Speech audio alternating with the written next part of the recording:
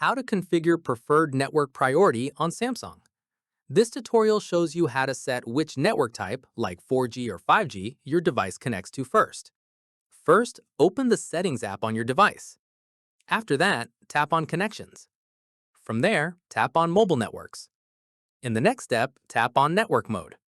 Following this, you'll see options like LTE or 5G preferred, LTE only, or 3G only, depending on your carrier.